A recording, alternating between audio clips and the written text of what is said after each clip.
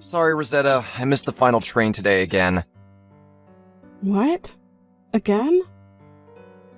Augusto, this is the third time this week. Are you alright? It can't be helped. We had a drinking party with everyone in the department today, and yesterday we had one for the new employees. I guess drinking parties can't be helped, but I don't think drinking so much as to miss the final train is good for your body. Tomorrow's a day off, so who cares? Tomorrow we have a meeting to decide the details of our wedding ceremony, right? Oh, that's right. Fine, I'll meet you at the wedding venue tomorrow. A colleague said he's going to let me stay with him tonight. Really? It's fine if you have a place to stay, but don't be late tomorrow, okay? Yep. I'll go to bed because I'm tired already. Good night. Hi, Rosetta. This is Vale, an old friend of Augusto's. What? Oh, hi. Long time no see, Vale. We haven't met since you came to Augusto's house to greet his parents for the wedding, right? Oh, but how did you get my contact information? Did we exchange it when we met? We didn't, but I did a bit of looking on Augusto's phone and got it from him. I see. So, is there something you wanted to tell me? Check the mailbox at your apartment right now. What?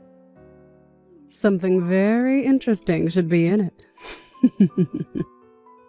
Something interesting? It's not something dangerous like an explosive or poison, so don't worry. You saying it like that makes me worried. Just hurry up and check your mailbox. Understood. Hold on.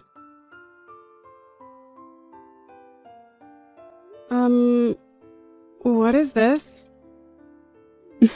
So you saw it. You're the one who told me to check my mailbox. Why are there marriage papers with the name of you and Augusto written on it? Augusto is my fiance. Oh, those aren't real marriage papers. They're just copies. It wouldn't do if you ripped them apart after all. I can see that it's a copy. If you went so far as to send me a copy, then I guess that there's a real one and you're not just joking? Of course. You see, it was my dream since I was a child to become Augusto's wife. Which is why, whenever Augusto got a new girlfriend, I would do whatever I could to ruin their relationship. But ever since Augusto became an adult and started living on his own, keeping an eye on him has gotten difficult. I almost let him marry you, a woman that came out of nowhere. That doesn't explain why you can just write marriage papers like this. Oh, don't worry. I already made a valid reason. What? You made one. Augusto told you that he would be sleeping at a colleague's house yesterday, right? You see, he actually slept at my house. Huh? When I found out that he was going to marry you, I panicked and thought that I had to ruin the marriage. I quit my old job and got a new job at Augusto's office 3 months ago. It was 4 months ago that I went to his parents' house and saw you, right? Yep, that's right. I was so lucky that his company was looking to hire, though. Not only that, but the type of work is the same also, so everything went smoothly. I rented an apartment near the office and gradually set my plan into motion, getting close to Augusto as his colleague. And last night, I was finally able to bring him into my room. After that, we spent a wonderful night together. He was next to me when I woke up this morning. So you're talking about what happened after the drinking party at the office, right? So you brought Augusto, who was drunk, into your room? Well, I guess he was drunk, but... When did you write the marriage papers? Last night. I made him sign it in the heat of things. In the heat of things? You know, after we finished round 1 and he was anxious to get on with round 2. The writing is a bit messy because of that, but nothing's wrong and it's legible, so...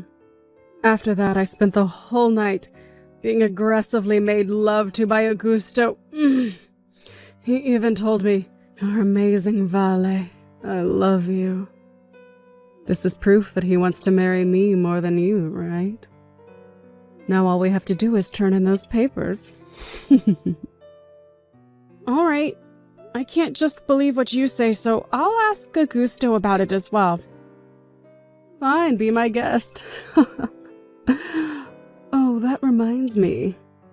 As proof of our love, I also sent you an audio recording of Augusto saying, "I love you" to me, and pictures of us together. Augusto? Oh, hey, Rosetta. I was just going to text you about the meeting for the wedding ceremony. I'm going to be a bit late, so you can go ahead and start with the planner without me. Is it true that you wrote marriage papers with Vale? Apparently the colleague whose house you were going to sleep in yesterday was Vale. No? What do you know about that? I see. I take your reply as meaning that it's true. What? Were you spying on me or something? Not really.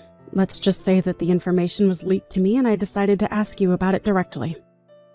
What? In your case, it's easier to just ask you directly than to spy on you. It looks like that was the case this time as well. I didn't know you and Valley had exchanged contact information. Oh, I get it. Do you have an acquaintance at my office or something? Speaking of which, my company hires people from the university you went to every year, right? Damn it. To think that it would have been leaked from somewhere I never would have expected. You've got who leaked the information to me wrong, but the biggest problem right now is, why did you write marriage papers with this valet of yours? I thought I was your fiance. Come on, don't take this so seriously. She's an old friend and we were just messing around. Yeah, I slept over at Valley's house yesterday, but that's it, I swear. The marriage papers are just a joke. I have them right now, but we're not actually going to turn them in, so... You're terrible at making excuses. Come on, don't tell me you don't believe me. It was just a joke between friends, you know? There's no hidden meaning to it, so no need to get angry. Either way, I'm not in the mood right now to have a meeting for our wedding ceremony, so I'm going to tell the planner to cancel it. Yeah, sure. You don't seem quite calm right now, so I guess it can't be helped. I'll wait until you calm down. Bye.